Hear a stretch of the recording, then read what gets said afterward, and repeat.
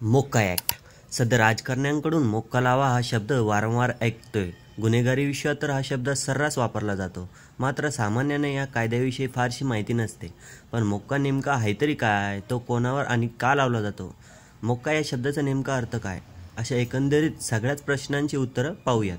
राज्य सरकारने मुंबईतील संघटित गुन्हेगार वचननिर्मूलन करण्यासाठी टाडा या कायद्याच्या धर्तीवर 1999 मध्ये महाराष्ट्र संघटित गुन्हेगारी प्रतिबंधक कायदा, Maharashtra control of organisation crime act म्हणजेच मोक्का कायदा बनवलाय. याचा कायद्याचा आधार घेऊन शहरातील संघटित गुन्हेगारीवर नियंत्रण मिळवण्यासाठी मोठे यश आले आहेत. मुंबईनंतर पुणे पोलिसांनी या कायद्याचा प्रभावीपणे वापर केला आहे. मोक्काची कारवाई केलेला खटला हा विशेष कोर्टात चालतो. मोक्का कधी लावला जातो तर गुन्हेगारी पार्श्वभूमी तयार करणाऱ्या आरोपीला पोलिसांकडून प्रथम समज दिली जाते. पण या संधीचा आरोपीने गैरफायदा घेतला तर तो पोलिसांच्या रेकॉर्डवर येतो. आरोपीवर अटकेची तसंच नंतर तडीपारीची कारवाई होते. अशा आरोपींना अटक केली जाते. तरीसुद्धा आरोपीमध्ये सुधारणा न झाल्यास त्यावर तडीपारीची कारवाई केली जाते. यानंतरही आरोपीमध्ये जर सुधारणा होत नसेल तर अशा वेळी पोलिसांना मोक्का अंतर्गत कारवाई करण्याचा अधिकार देण्यात आला आहे.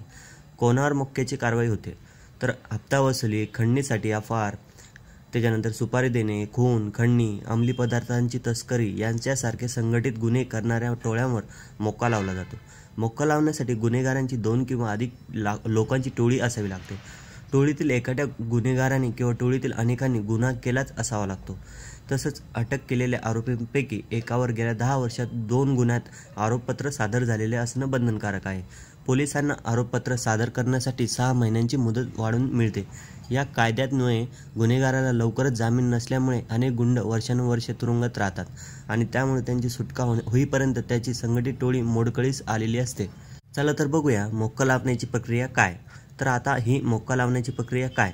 क्राईम DSP अमोल झेंडे यांनी दिलेल्या माहितीनुसार मर्डर, खंडणी, 360, दरोडा, खंडणीचा प्रयत्न, घुसखोरी आणि तत्सम गुन्हे करणाऱ्या गुन्हेगारांना मागील 10 वर्षाचा इतिहास असणे कारवाईसाठी आवश्यक आहे. ज्या 2 किंवा 2पेक्षा अधिक गुन्हे दाखल असणे आणि त्यापूर्वी 3 किंवा त्याहून जास्त शिक्षा झालेली असणे अशा गुन्हेगारांवर मोक्का अंतर्गत कारवाई होऊ शकते.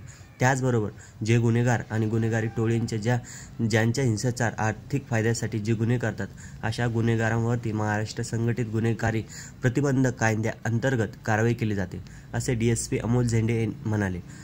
मोक्का लागल्यावर काय शिक्षा मिळते तर मोक्का लागल्यास आरोपीला अटकपूर्व जामीन मिळवता येत नाही. भारतीय दंडविधान संहितेच्या लावलेल्या कलमाखाली जेवढी शिक्षा असेल तीच शिक्षा मोक्क्याच्या कलम 3(1) नुसार देता येईल. ही शिक्षा किमान 5 वर्षे ते जन्म ठेपेपर्यंत राहते.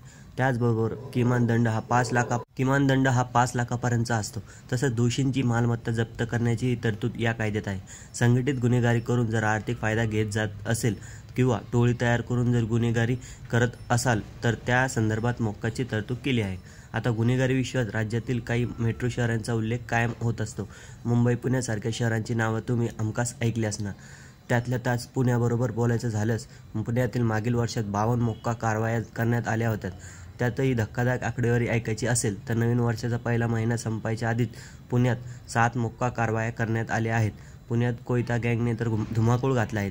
मात्र या वर्षात पुण्यात या गँगमधील अनेकांवर मोक्का कारवाई होण्याची शक्यता आहे. त्यामुळे जेवढी शहर वाढत जात आहे, विकास होत आहे, त्याचबरोबर गुन्हेगारी देखील वाढत जात आहे. त्यामुळे यापुढे गुन्हेगारी रोखण्याचं गृहमंत्र्यासमोर मोठं आव्हान असणार आहे. तर मित्रांनो, हा व्हिडिओ जर तुम्हाला आवडला असेल, मोक्का कायदा काय आहे आणि त्याची गुन्ह्याची शिक्षा काय आहे हे तुम्हाला समजलं असेल तर या चॅनलला सबस्क्राईब करून घ्या. असे नवनवीन व्हिडिओ पाहण्यासाठी मराठी विजन या चॅनलला सबस्क्राईब करा. या व्हिडिओ जास्तीत जास्त लोकांपर्यंत शेअर करा. या चॅनलला लाईक करा आणि एक कमेंट नक्की करा. धन्यवाद.